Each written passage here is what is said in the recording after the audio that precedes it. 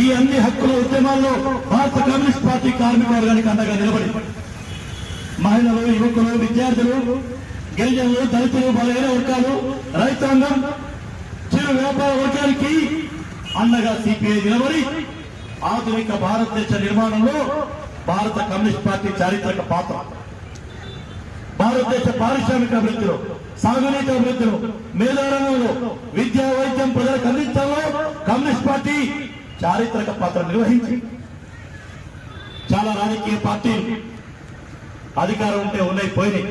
కానీ ఎందుకంటే ఈ 100 ఏళ్లలో ఇది అంతం కాలేదు. అధికారం ఉన్నా లేకపోయినా, ఈ దేశాన్ని ఏలేకపోయినా ప్రజలకు నాయకత్వం వహిస్తున్న పార్టీ సిపిఐ. దీనికి కారణం మనకు సిద్ధాంతం ఉంది. అంతరాలు లేని, అసమానతలు లేని సామాజిక వ్యవస్థ ఈ దేశంలో కావాలి.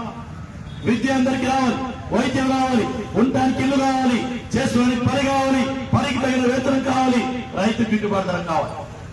అంటరానితనం పోవాలి, అస్పృశ్యత పోవాలి, అనాథగా ఉన్నటువంటి సమాజంలో ఉన్నటువంటి సామాజిక రుగ్మతలు రూపుమాపాలి. కుల వేదన గాని, మత వేదన గాని, జాతి లింగ వేదన, మానవంతో ఒకటేని ప్రపంచ కార్మికుల ఏకం కింద నినాదాలు ఇచ్చిన పార్టీ కమ్యూనిస్ట్ పార్టీ దేశంలో ఎరగండా ప్రపంచం. అటువంటి ఎరగండా ఇవాళ మన ముందుకు వచ్చింది. ఉమ్మడి ఖమ్మం జిల్లా, కొత్తగూడెం జిల్లాలో తిరుగులేని పోరాటానికి నాయకత్వం వహించిన నేపథ్యం. ఆ నేపథ్యంలో 100 ఏళ్ల శతాబ్ది ఉత్సవాలు ఖమ్మం కేంద్రంగా సాగుతా ఉన్నాయి. 5 లక్షల మంది ఒక చేతికి చేరుతా ఉన్నారు. దేనికోసం? ఇవాళ నరేంద్ర మోడీ నాయకత్వాలున్న కేంద్ర ప్రభుత్వం తిరోగమన విధానాలు లోపిస్తా ఉన్నాం. ఆదాని అమ్మానికి కార్మిక చట్టాల్ని తాకట్టు పెడతా ఉన్నాం. దేశ సహజ వనరుల్ని కార్పొరేట్లకు కట్టబెడతా ఉన్నాం. రాజ్యాంగాన్ని, ప్రజాస్వామిక హక్కులని ఇవాళ కొల్లగొడతా ఉన్నాం. పోరాడే వాళ్ళు, ప్రశ్నించే వాళ్ళని లేకుండా చేస్తూ ఉంటా ఉన్నాం. అందుకే 18వ తేదీ రాజ్యాంగాన్ని కాపాడుకున్నాం, ప్రజాస్వామ్యాన్ని రక్షించుకున్నాం, దేశ సంపదని కాపాడుకున్నాం.